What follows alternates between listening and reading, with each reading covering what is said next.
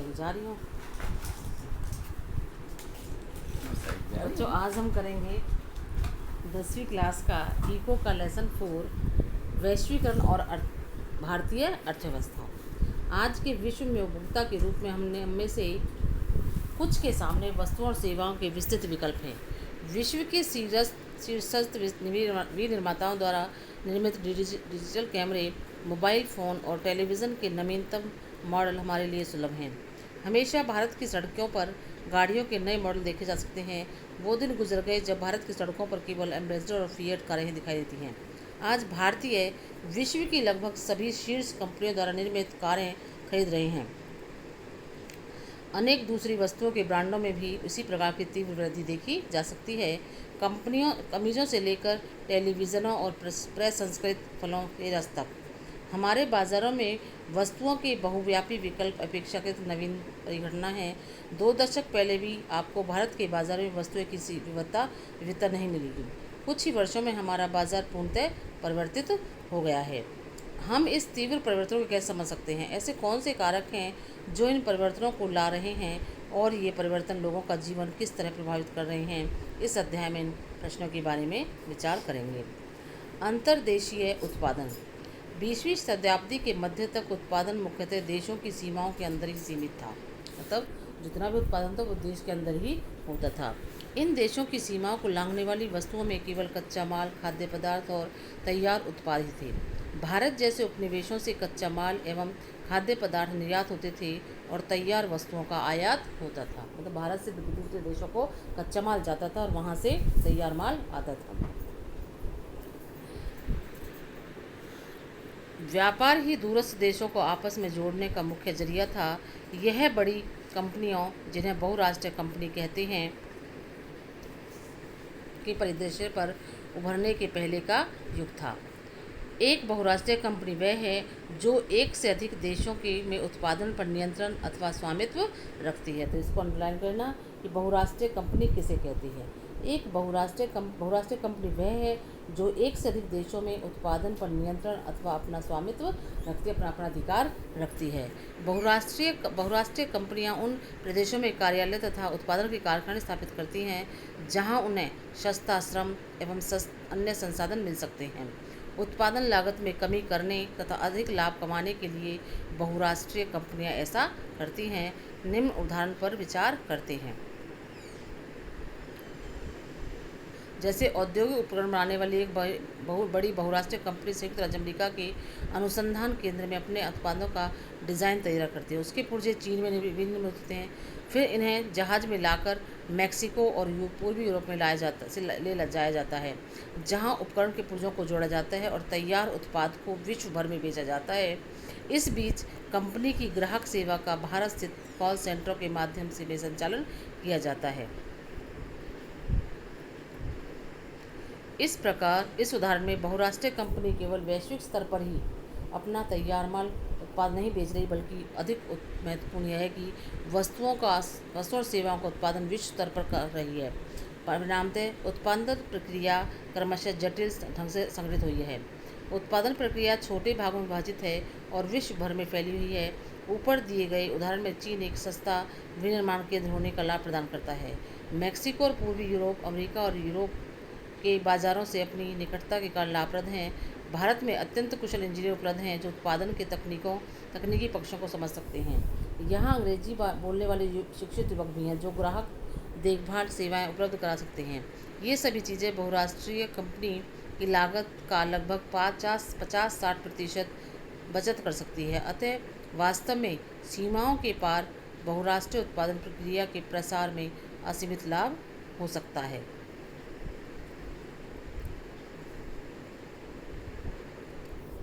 विश्व भर के उत्पादनों को एक दूसरे से जोड़ना।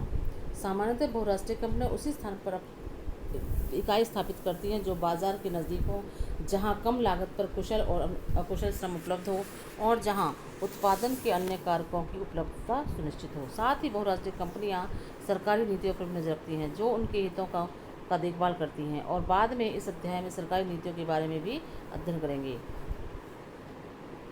इन परिस्थितियों को सुनिश्चित करने के बाद ही बहुराष्ट्रीय कंपनियां उत्पादन के कारखानों की स्थापना करती हैं। परिसंपत्तियों जैसे भूमि, भवन, मशीन और अन्य उपकरण की खरीद में व्यय की गई मुद्रा को निवेश कहते हैं।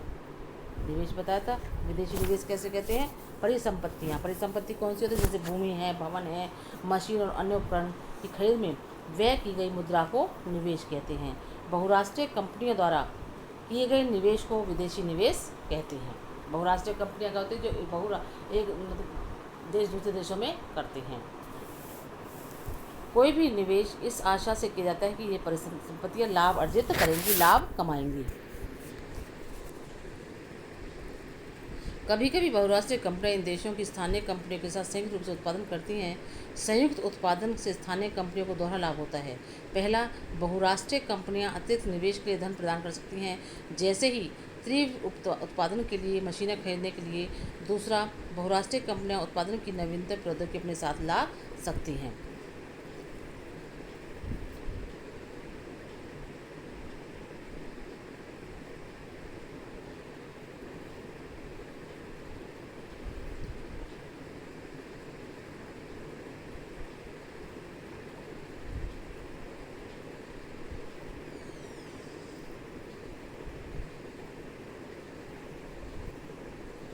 अब अगला है विदेश व्यापार और बाजारों का एकीकरण, हम पढ़ेंगे अब।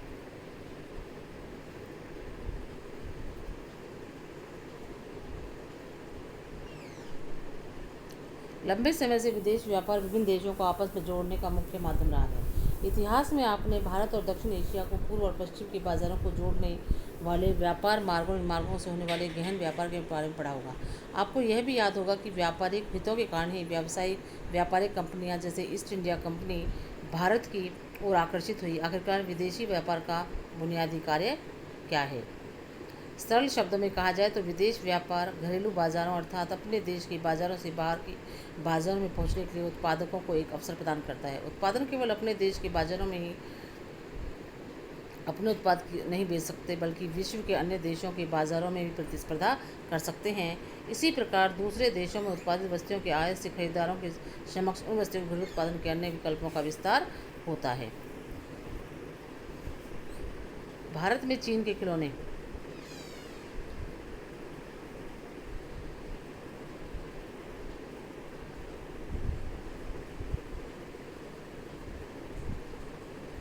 सामान्यतः व्यापार के खुलने से वस्तुओं का एक बाजार से दूसरे बाजार में आवागमन होता है। बाजार में वस्तुओं के विकल्प बढ़ जाते हैं। दो बाजारों में एक ही वस्तु का मूल्य एक समान होने लगता है। अब दो देशों के उत्पादक एक दूसरे से हजारों मील दूर होकर भी एक दूसरे से प्रतिस्पर्धा कर सकते हैं। इस प्रकार विदेश व्यापार विभिन्न देशों के बाजारों को जोड़ने या एकीकरण में सहायक होता है। वैश्वीकरण क्या है? वैश्वीकरण लेसन जैसे आया था। विगत 2-3 दशकों में अधिकांश बहुराष्ट्रीय कंपनियां विश्व के उन स्थानों की तलाश कर रही हैं जो उन्हें उत्पादन के लिए सस्ते हों। इन देशों में बहुराष्ट्रीय कंपनियों के निवेश में वृद्धि हो रही है। साथ ही विभिन्न देशों के बीच विदेश व्यापार में भी तीव्र वृद्धि हो रही है।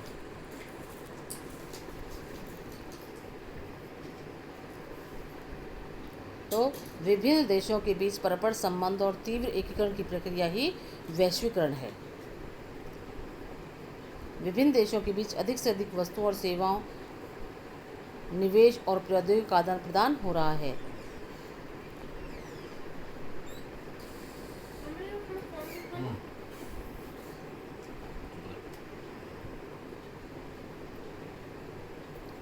प्रौद्योगिकी में तीव्र उन्नति वह मुख्य कारक है जिसने वैश्वीकरण की प्रक्रिया को प्रेरित किया है।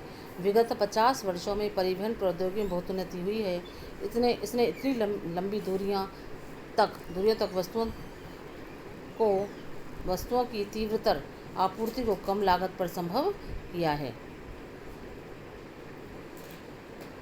इससे भी अधिक उल्लेखनीय है सूचना संचार प्रौद्योगिकी का विकास। वर्तमान समय में दूर संचार, कंप्यूटर और इंटरनेट के क्षेत्र में प्रौद्योगिकी द्रुत गति से परिवर्तित हो रही है। दूर संचार सुविधाओं जैसे टेलीफोन, मोबाइल फ़ोन एवं फैक्स का विश्व भर में एक दूसरे से संपर्क करने, सूचनाओं को तत्काल प्राप्त करने और दूरवर्ती क्षेत्रों से संवाद करने में प्रयोग किया जाता है।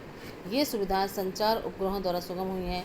जैसा कि आप जानते होंगे, जीवन के लगभग प्रत्येक क्षेत्र में कंप्यूटरों का निवेश हो गया है।